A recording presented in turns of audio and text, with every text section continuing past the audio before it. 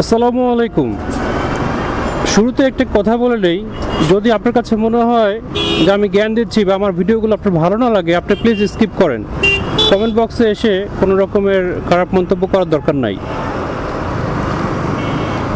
দেখেন, আমাদের জীবনে আমাদের মৃত্যু আগ পর্যন্ত আমরা শিক্ষা অর্জন করি, জ্ঞান অর্জন করি। জ্ঞানের কোনো শেষ নাই। আমার মনে হয় না এখানে কেউ পণ্ডিত্য অর্জন করতে পারছে। কারণ জীবনটা ছোট, কিন্তু শিক্ষা অর্জন করার কোনো সময় নেই। এটা আনলিমিটেড। যার যার জীবনের আলাদা আলাদা অভিজ্ঞতা হয়, আলাদা আলাদা শিক্ষা অর্জন হয়। ঈদের সময় সবাই বাড়ি যাচ্ছে, তো আমি এই মুহূর্তে একটু বের হলাম, দেখি কি অবস্থা। আজকে 26 তারিখ, ঈদের এখনো 3 দিন 4 দিন সময় আছে। 27, 28, 29, হ্যাঁ 3 দিন 4 দিন সময় আছে। কোনো অ্যাক্সিডেন্ট হচ্ছে, কাছে ঘোরা পড়ছে দিকে। তো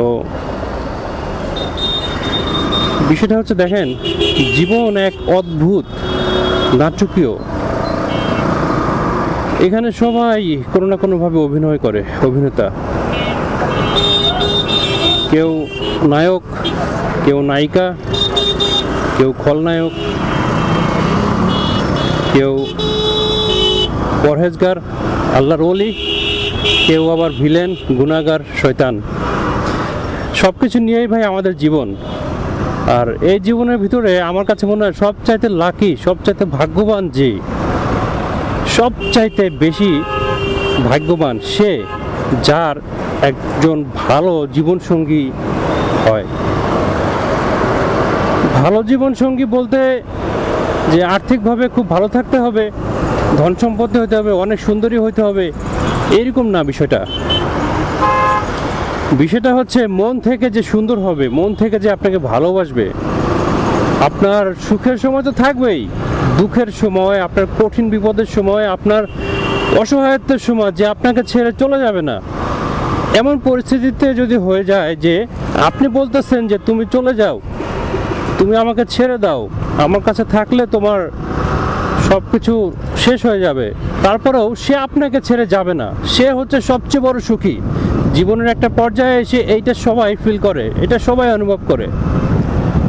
আর এই মন মানসিকতা মানুষ খুঁজে পাওয়া খুব মুশকিল, খুব কঠিন একটি কাজ, খুব কঠিন একটি ব্যাপার। এটা ভাগ্যে না থাকলে হয় না ভাই। আপনি যতই চেষ্টা করেন, আপনি যতই টাকা ছিটান না কেন, খোঁজাখুঁজি করেন, আপনার অর্থ সম্পদ থাকলেই যে এরকম মনের মানুষ পেয়ে যাবেন, বিষয়টা এরকম নয়। আরেকটি কথা, দিন শেষে কিন্তু আমরা সবাই একা।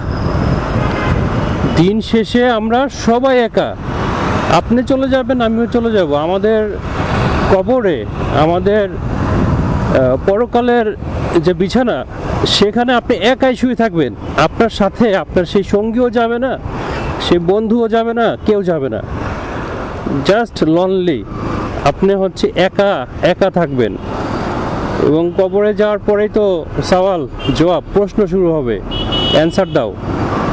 তো আলটিমেটলি আমরা এখানে যাই কিছু করি, যে সকল অভিনয় এখানে করে যাই, সেইগুলোর পারফরমেন্স কিন্তু দেখা হবে একটা সময়। সেগুলোর পারফরমেন্স দেখা হবে ওই পরকালে, ওই পারে।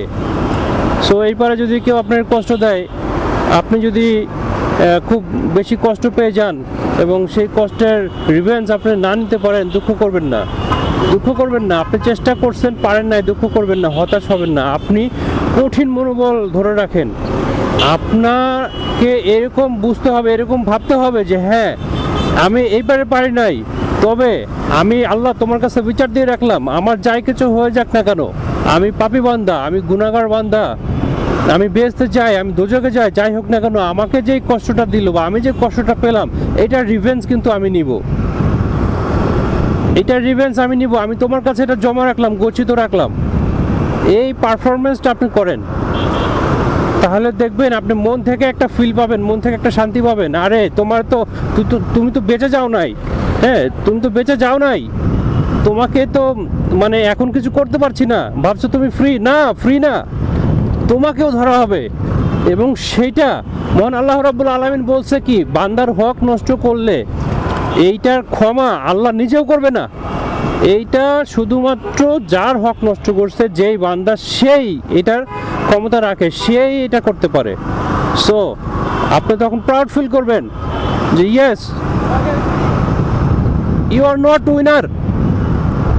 তুমি জিতো নাই। তুমি ভাবছো তুমি জিতে গেছো, না তুমি জিতো নাই। তুমি আমার সেই ওইখানে অল্প কিছু জমি ছিল, এটা জোরপূর্বক তুমি নিয়ে নিছো, তুমি জিতছো, না জিতো নাই। তুমি আমার হকটা নিয়ে গেছো, তুমি আমাকে মানে ভুলভাল বুঝিয়ে দিলা, তুমি আমাকে ক্ষমতার জেরে ঠেকা দিলা, আমি কিছু করতে পারলাম না। তুমি হাসতেছো, তোমার আনন্দ উল্লাস হচ্ছে না। তুমি তৈরি থাকো, তুমি তৈরি থাকো। জীবন কয়দিন? এই জীবনে কত বছর বাঁচবা তুমি? তোমার কি লাইফ শেষ হবে না? বুঝলাম তুমি 100 বছর বাঁচলা, আরো 50 বছর দিলাম, 150 বছর। তারপরে রিয়েলিটি কি বলে? 150 বছর কেউ বাঁচে? 100 বছর বাঁচে গ্যারান্টি আছে? কোনো গ্যারান্টি নাই। তাহলে আরেকটি কথা, আমরা সবাই এটা সবাই জানি, আমাদের সবারই ফ্যামিলি আছে, সব ফ্যামিলিতেই কিন্তু মানে ঝগড়া বিবাদ হয় বা খুনসুটি হয়, আনন্দর মুহূর্ত আসে, ভালোবাসার মুহূর্ত আসে। সেই সব মুহূর্তগুলোকে মানুষ মনে রাখে, মানুষ মনে রাখে আনন্দের মুহূর্তগুলোকে, কিন্তু দুঃখের কষ্টের মুহূর্তগুলোকে